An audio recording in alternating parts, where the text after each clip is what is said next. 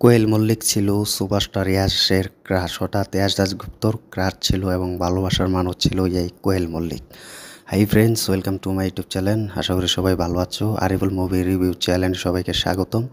তো চ্যানেলে যারা নতুন আছো চ্যানেলটা সাবস্ক্রাইব করে দাও।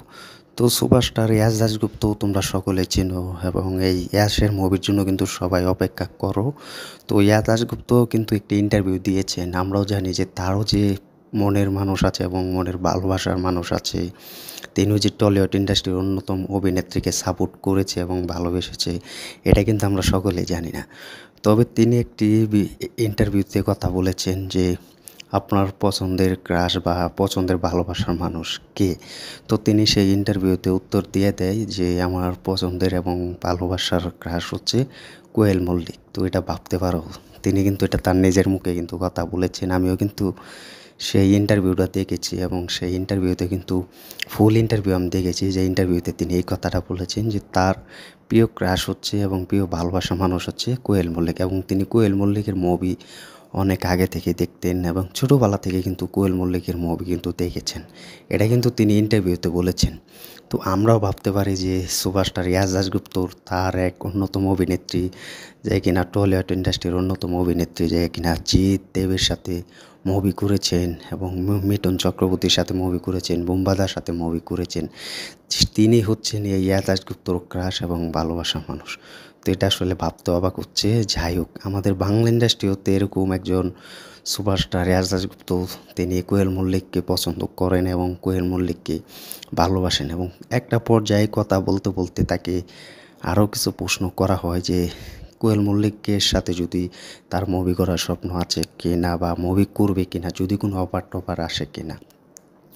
তো তিনি কিন্তু বলে দিয়েছেন যে তিনি করতে চান এবং তিনি সেরাটা দিয়ে কিন্তু অভিনয় করবেন কোয়েল মল্লিকের সাথে।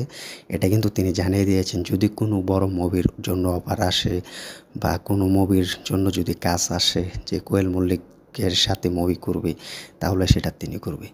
তো এটা সবথেকে বেশি ভালো লাগলো যে তিনি বলেছেন কোয়েল মল্লিকের সাথে মুভি করবেন এবং কোয়েল মল্লিক তার পুরো ক্রাশ ছিল এবং পুরো ভালোবাসা মানুষ ছিল এবং তিনি পছন্দ করতেন।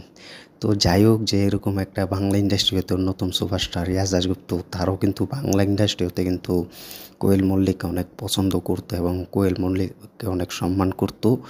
তিনি কিন্তু এটা বলে দিয়েছেন। তো ফাইনালি কিন্তু এটা আমরা জেনে গেলাম যে ইয়াস দাশগুপ্ত তিনি কোয়েল মল্লিককে অনেক আর কি পছন্দ করতো এবং অনেক সম্মানও দিত। তো এটা কিন্তু অলরেডি কিন্তু তিনি দেখে গিয়েছেন এবং তিনি এটা বলে দিয়েছেন।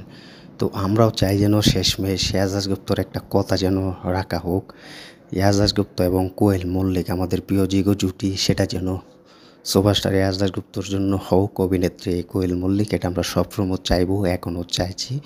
তো এটা সবথেকে বেশি এক্সাইটেড হয়ে আছি যে কোয়েল মল্লিক এবং ইয়াস দাশগুপ্ত যে কোনো একটা রোলে দেখাচ্ছে হাক বা কোনো একটা মুভিতে আসুক, এটা আমরা সবসময় অপেক্ষা করছি বা এখনও কিন্তু অপেক্ষা করে যাচ্ছি। তো দেখা যাক শেষমেশ সেটা হয় কিনা, বা নতুন পরিচালক নতুন গল্প হলে সেটা আসে কিনা ইয়াস দাশগুপ্ত এবং কোয়েল মল্লিক। তো তোমরা কমেন্ট করে জানিয়ে দাও যে ইয়াস দাশগুপ্ত এবং কোয়েল মল্লিক এদের জুটি তোমার কাছে কেমন লাগে এবং এদের মুভি যদি একসাথে আসে তো কেমন লাগবে, কমেন্ট করে জানিয়ে দাও। আর ইয়াস দাশগুপ্ত যে কথাগুলো বলেছেন তোমরাও সেই ইন্টারভিউটি দেখে আসতে পারো। সেই ইন্টারভিউটি কিন্তু বিভিন্ন সোশ্যাল মিডিয়াতে কিন্তু দেখেছি, সবাই কিন্তু দেখছি, আমিও কিন্তু ফুল ইন্টারভিউটা দেখেছি। তো ভালো লাগলো যে আজ জেনে গেলাম যে ইয়াস দাশগুপ্ত তার প্রিয় মানুষ ছিল কোয়েল মল্লিক। তো ভিডিওটি কেমন হয়েছে কমেন্ট করে জানিয়ে দাও। ভিডিওটি ভালো লাগলে শেয়ার করে দিও।